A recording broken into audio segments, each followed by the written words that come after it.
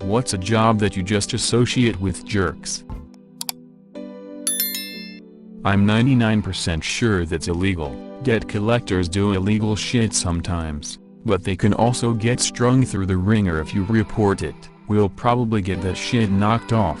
Here we go. Check out subsection B of this law. That says they're not allowed to contact anyone but the debtor, except for the purposes of locating the debtor, and then only one time. If you're in the US, that should apply to you. So since they're not trying to call to collect contact information from the debtor, they're not allowed to call you. Even if they were trying to collect information about the debtor, they could only call you once. I'll do some Googling for you and figure out who you contact. In all likelihood, just telling them you've explained to them that you're not the debtor and calling again is breaking the law will get them to knock it off. Usually these debt collectors rely on people not knowing their rights, so just showing them that you do know your rights will probably be enough to get them off your back. They obviously think you're lying, but the law don't care. E2. Here's where you can report. My guess is the state attorney general is your best bet, but you can report them to the FTC as well. But like I said, in all likelihood just telling them that they're breaking the law and you're going to report them will probably be enough. Good luck. I've had debt collectors calling my work phone for 6 years now. For the last guy who had the phone number, gee, wonder why he changed it. Tried to explain to them a whole bunch of times that Michael's not here. Michael gone. Don't know Michael. I have no interest in what happens to his credit score. And surprisingly, I have no number I can give them for this Michael I have never met or dealt with in my life. The calls had dwindled to just once every week or so now. One of the regulars is sure I'm Michael and one of these days she'll catch me out. Likes to say hi Michael.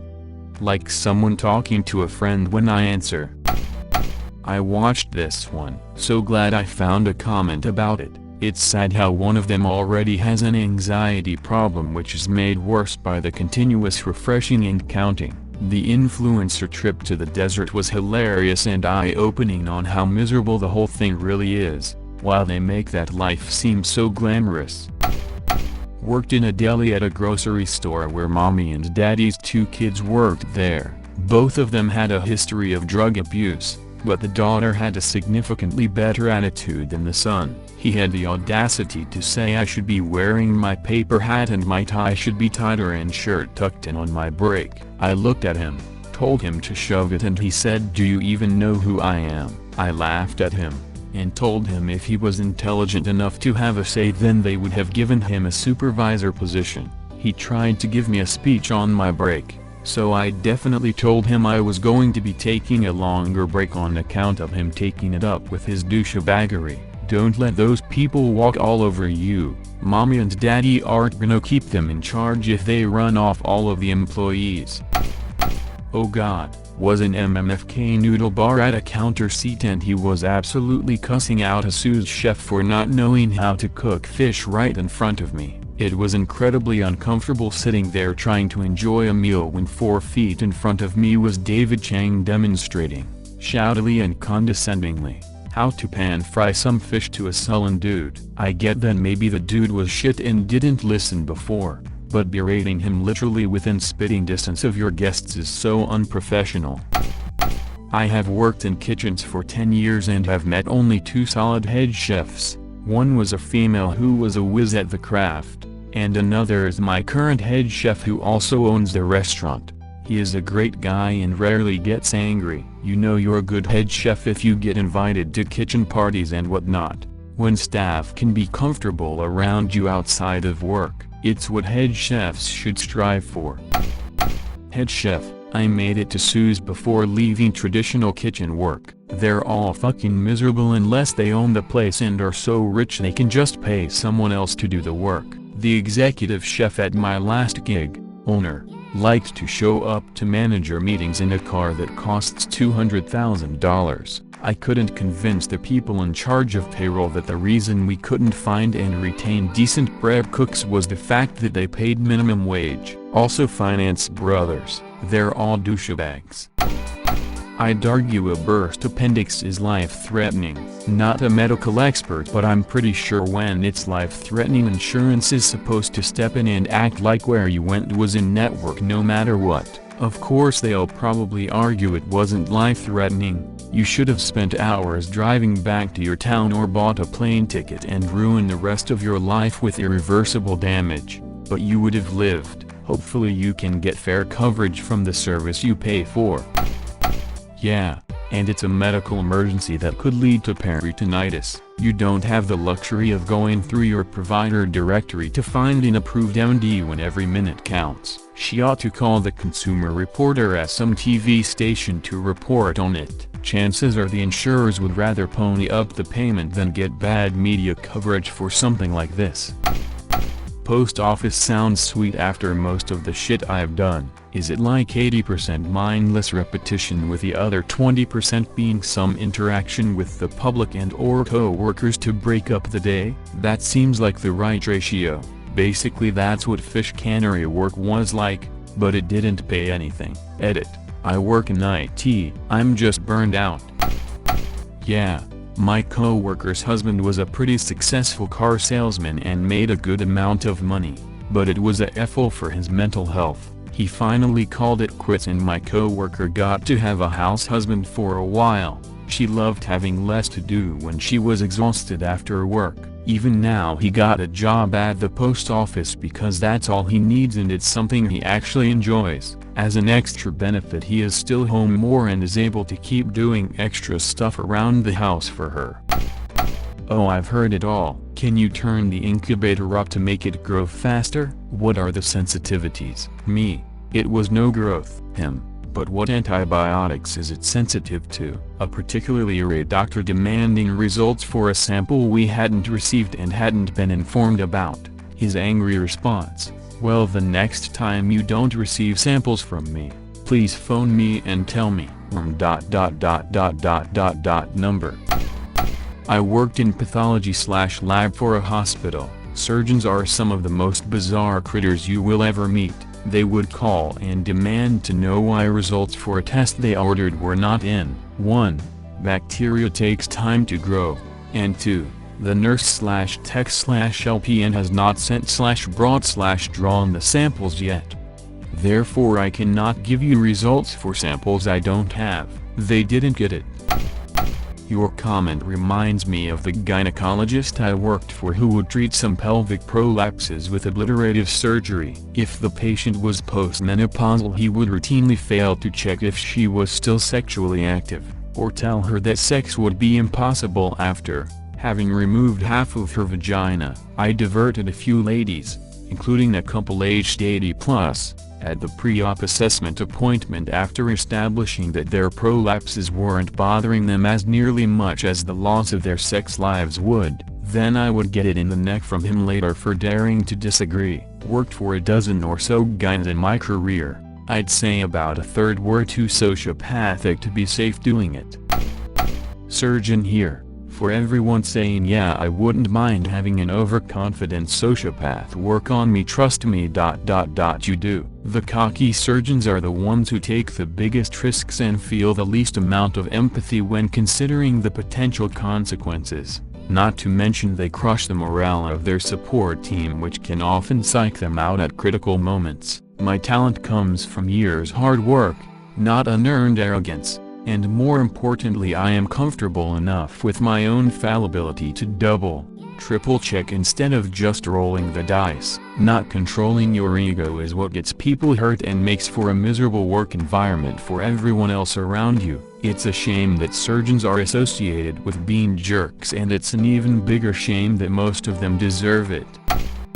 And they letting you know casually that they are a surgeon and not a regular peasant doctor. Little personal story. Once swapped a surgeon's monitors from left to right to temporarily resolve a UI bug in the software he was using. Got yelled at for about a minute, complete with cursing.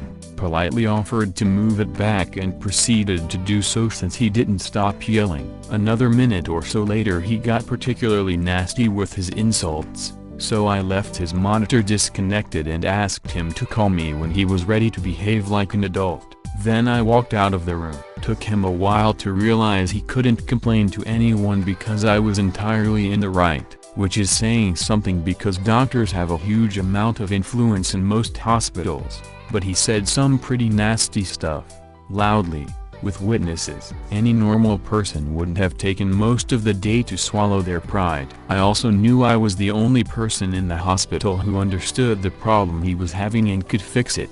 The UI issue. Not just a matter of hooking the monitor back up. Oh, you're getting me started here. A family doc, an internist, a surgeon and a pathologist go duck hunting. They come across the first duck flying out of a bush. The family doc raises his shotgun and says, "Looks like a duck, flies like a duck. Must be a duck," and takes the shot, bags himself a duck. Next duck flies out and the internist raises his shotgun. "Looks like a duck, flies like a duck. Rule out quail. Rule out pheasant. Goose versus duck most likely." Takes the shot and gets himself a duck. Next a whole flock of ducks fly out and the surgeon raises his shotgun and empties the whole fucking thing. Blood and feathers everywhere. When all the carcasses have hit the ground he turns to the pathologist and slaps him on the back and says, "Hey, go tell me that one of those is a duck." I have not seen numbers this high, but surgeon is the 5th most common profession of psychopaths. That, however, is overloaded with teaching hospital surgeons, who score significantly higher than surgeons in most practices. I have worked and been a surgeon since the early 1980s and have seen my share. Stress tolerance is a significant part of training, which also causes overrepresentation. Medical schools reportedly are trying to admit more students high in empathy, so we will see if these numbers change. Yeah, during their studies, they are being told again and again how they are the most important and skilled people in the world. Then, they work in the field that brings in the most money to the hospital, so the hospital directors will try to never upset them so they don't leave to another place. But I worked in IT and several times I've had to explain to surgeons that no, I cannot simply do a select altogether all the data of all the past surgeries of their hospital. The said sociopaths think they master every field where they barely have any knowledge. Hollywood doesn't want it to be illegal. They manufacture fame. They create excuses to talk about stars, even when they aren't doing anything noteworthy. They reveal personal facts about people that foster a false sense of closeness with the stars. There were times when celebrities paid them to come around and stage scenes. It's become self-perpetuating and out of control since then. But even now Hollywood depends upon these guys to manufacture the petty drama that builds and maintains stardom. Yeah, because they often sell their photos to publications like People magazine and TMZ, which are technically news sources. It's tough to stop paparazzi without also diminishing freedom of the press. It's disgusting, because a picture of a movie star running out to grab a coffee while wearing old sweatpants and a t-shirt is not news. I worked as a valet attendant for a hotel that hosted celebrities in Miami and I had the displeasure of talking to a lot of paparazzi, the creepiest fucking people I have ever spoken with.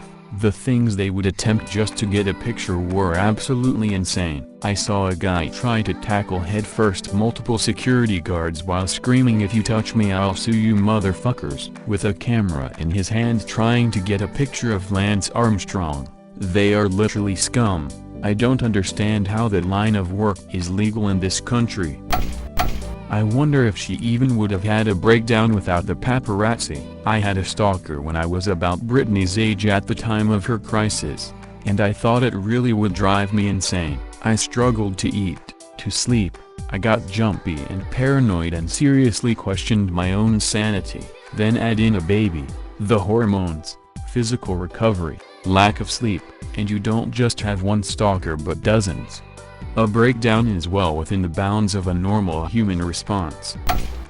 Was gonna say this, they literally make their livelihood off of catching celebrities at their shittiest, most vulnerable moments. The recent Britney Spears documentary highlights one of the most extreme examples of this.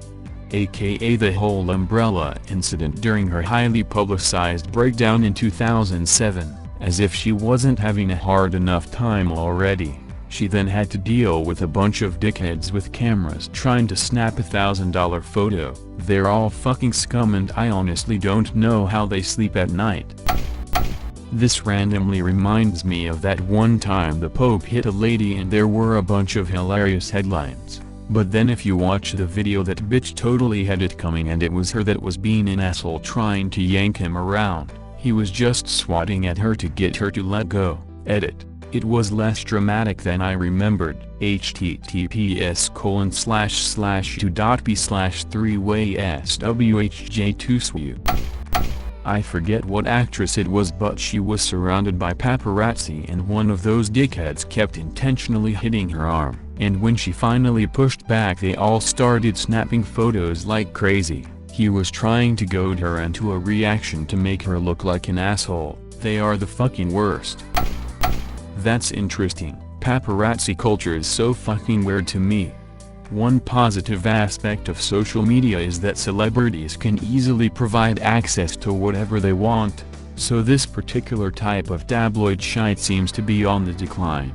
I wonder if the baseball cap plus sunglasses plus surgical mask combo would also help in Radcliffe's scenario.